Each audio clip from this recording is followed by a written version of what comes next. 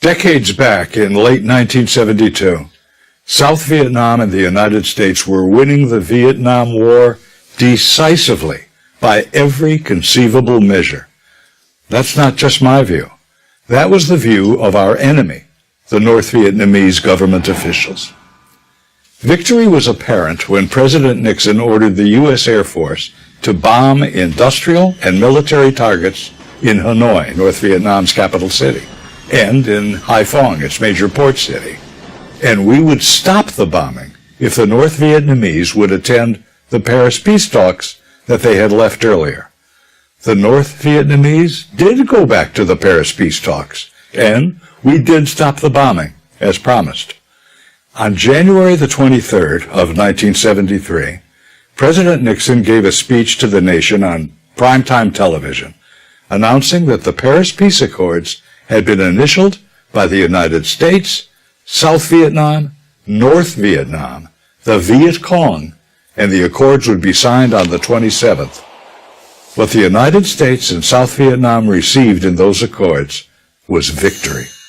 At the White House, it was called VV Day, Victory in Vietnam Day.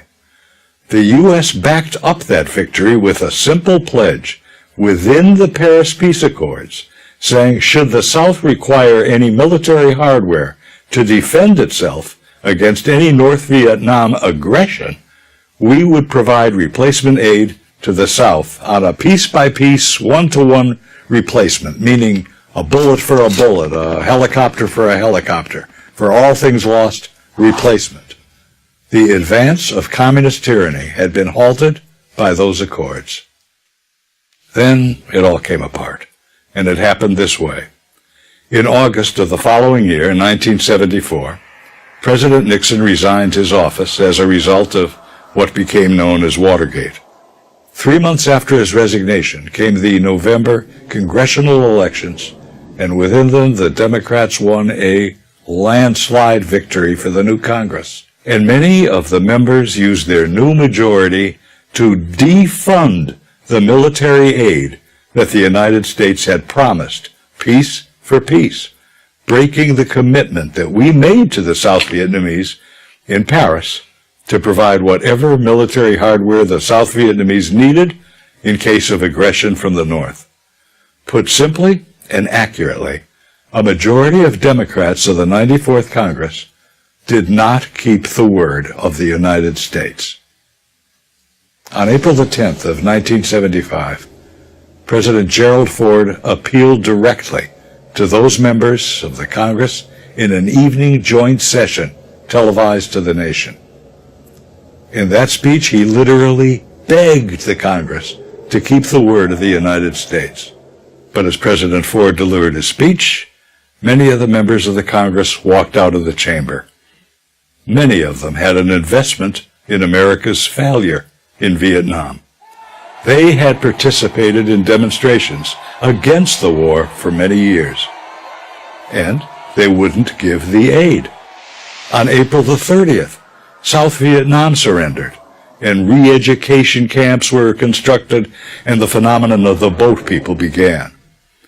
If the South Vietnamese had received the arms that the United States promised, would the result have been different? It already had been different.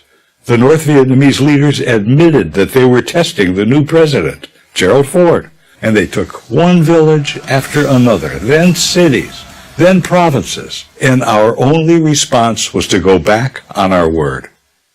The U.S. did not resupply the South Vietnamese as we had promised. It was then that the North Vietnamese knew they were on the road to South Vietnam's capital city, Saigon, that would soon be renamed Ho Chi Minh City. Former Arkansas Senator William Fulbright, who had been the chairman of the Senate Foreign Relations Committee, made a public statement about the surrender of South Vietnam. He said this, "I am no more distressed than I would be about Arkansas losing a football game to Texas." The U.S. knew that North Vietnam would violate the accords, and so we planned for it. What we did not know was that our own Congress would violate the accords, and violate them, of all things, on behalf of the North Vietnamese. That's what happened.